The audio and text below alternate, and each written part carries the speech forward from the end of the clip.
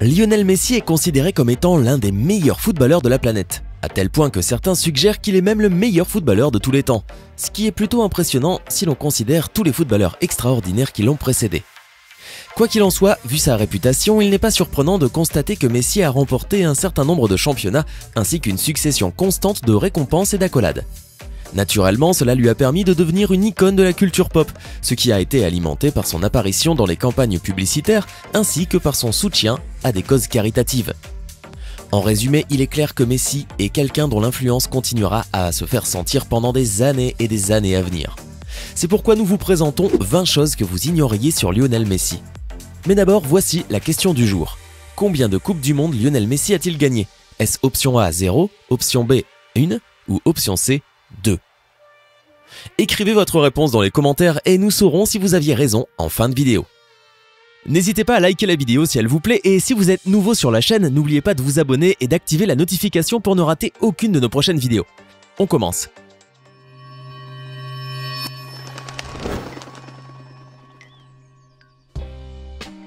L'origine.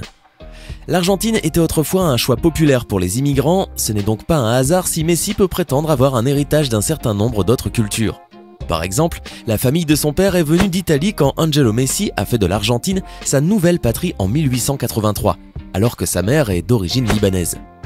De plus, la plupart des membres de la famille Messi ont également des ancêtres anglais, ce qui en fait un mélange d'héritage typiquement argentin. La nourriture.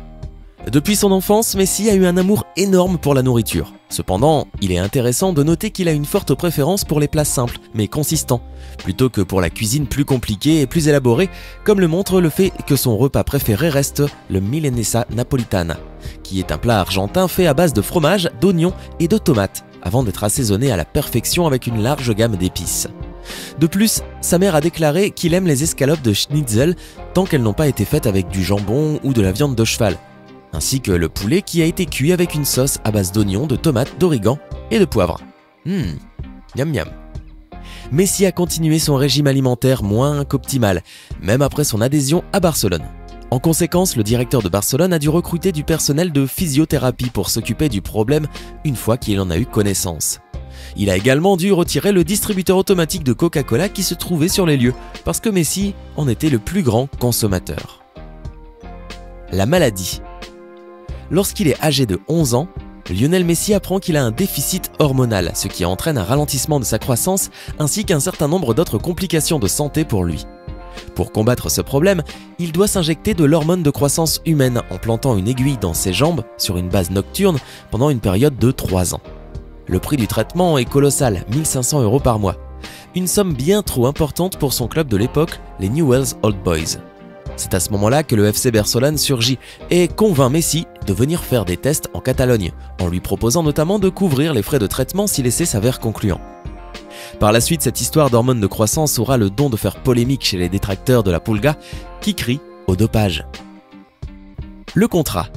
Le premier contrat de Messi est conservé dans un cadre protecteur, ce qui semble plutôt approprié étant donné qu'il a été écrit sur une serviette en papier, ce qui n'est pas aussi solide et fiable que les meilleures qualités de papier destinées aux documents importants. Cela s'est produit parce que le Messi de 13 ans a tellement impressionné le secrétaire technique de Barcelone à l'époque qu'il a décidé de le signer sur place, et parce qu'ils étaient au club de tennis de Pompeia à l'époque, il n'avait trouvé qu'une serviette en papier. L'UNICEF. L'UNICEF, qui a fait partie des Nations Unies, est une organisation qui se spécialise dans l'aide aux enfants en mettant en œuvre des programmes pour les enfants ainsi que dans la promotion des droits de l'enfant dans le monde entier. En 2010, Messi a été nommé ambassadeur de l'UNICEF pour les enfants, ce qui signifie qu'il a depuis lors exercé son énorme influence en promouvant son programme extrêmement important. Cela se voit dans la façon dont il s'est rendu en Argentine, en Haïti et au Costa Rica pour sensibiliser le public aux problèmes vitaux auxquels sont confrontés les enfants du monde, ce qui est la première étape pour créer une dynamique d'action concrète de la part des gouvernements, d'autres organisations et même des citoyens. Son fils. Le fils de Messi, Thiago, suit ses traces. Compte tenu de la réputation de Messi et de la puissance du football, il n'est pas surprenant d'apprendre qu'un certain nombre de clubs de football se sont intéressés à son fils dès sa naissance. Toutefois, Newell's Old Boys a été le club qui a signé le garçon pas plus de 72 heures après sa naissance, en 2012. Après tout, Newell's Old Boys était le premier club de football de Messi, ce qui signifie qu'ils avaient déjà une place au sein de la famille Messi. Sa ville.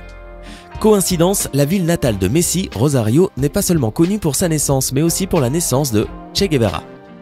Pour les gens qui ne connaissent pas ce nom, il y a de bonnes chances qu'ils reconnaissent son portrait, qui est celui d'un jeune homme avec un béret, des cheveux en désordre et des poils sur le visage, les yeux tournés vers le haut comme s'il regardait l'horizon.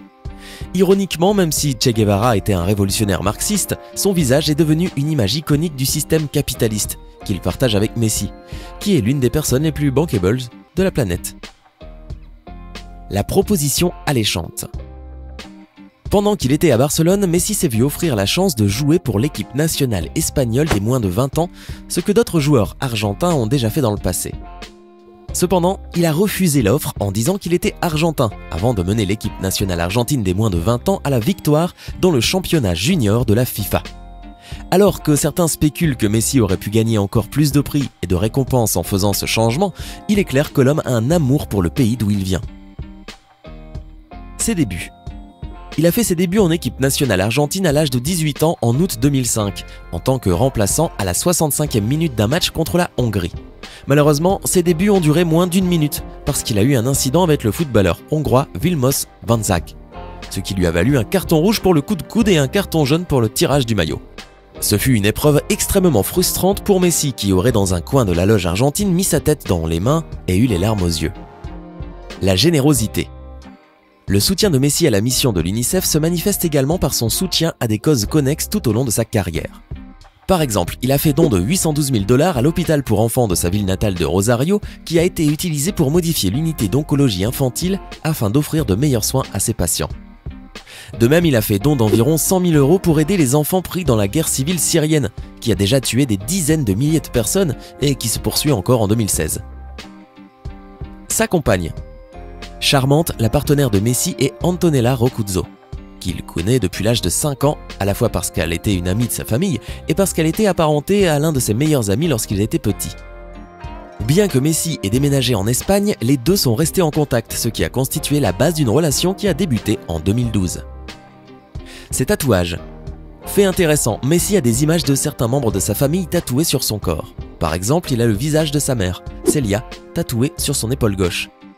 De même, il a le nom de son fils et des empreintes de main tatouées sur son mollet gauche, bien qu'elles soient souvent cachées par les longues chaussettes qu'il porte pour ses matchs de football.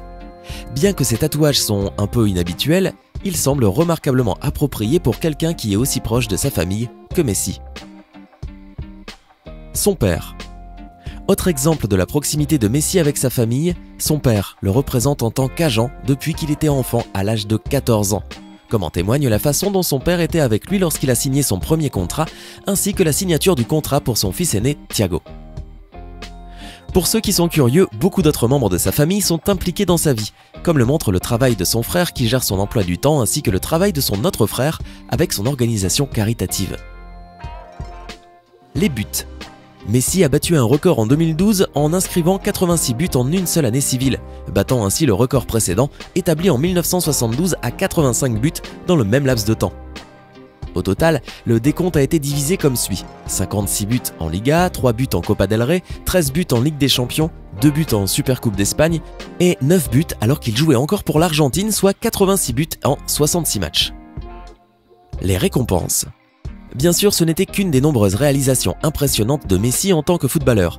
Par ailleurs, il est l'un des rares footballeurs à avoir jamais remporté 3 souliers d'or européens, qui sont remis aux meilleurs buteurs dans les ligues de match menées par des équipes appartenant aux meilleures divisions de toutes les ligues nationales européennes. De même, Messi est le seul footballeur à avoir remporté le FIFA Ballon d'Or 4 fois jusqu'à présent, avec 3 victoires consécutives de 2010 à 2012, ainsi qu'une 4e victoire en 2015. Comme son nom l'indique, le Ballon d'Or est remis chaque année au meilleur joueur masculin, ce qui en fait un immense honneur. Attachement à Barcelone. Messi est à Barcelone depuis très longtemps, en partie parce qu'il aime Barcelone et en partie parce que Barcelone l'aime bien. Pour prouver à quel point Barcelone l'aime bien, ne cherchez pas plus loin que le fait qu'il a une clause de rachat de 250 millions d'euros, ce qui signifie qu'une équipe devrait trouver 250 millions d'euros pour régler les problèmes avec Barcelone avant même qu'ils puissent commencer à essayer de convaincre Messi de signer avec eux. En d'autres termes, c'est une façon extrêmement visible pour Barcelone de repousser les autres équipes intéressées, tout en montrant à quel point ils apprécient Messi en tant que membre de leur équipe. Alors, avez-vous appris des choses dans cette vidéo? Que pensez-vous de Messi désormais? Dites-nous tout dans les commentaires. Si la réponse à la question du jour était 0, eh oui, malgré tous ses succès, Messi n'a jamais remporté de Coupe du Monde. J'espère que vous avez été nombreux à trouver. Hey, c'est tout pour aujourd'hui. Si vous avez aimé la vidéo, n'oubliez pas de la liker et de la partager avec vos amis. Et si vous êtes nouveau sur la chaîne, n'oubliez pas de vous abonner et d'activer la notification. Bye bye!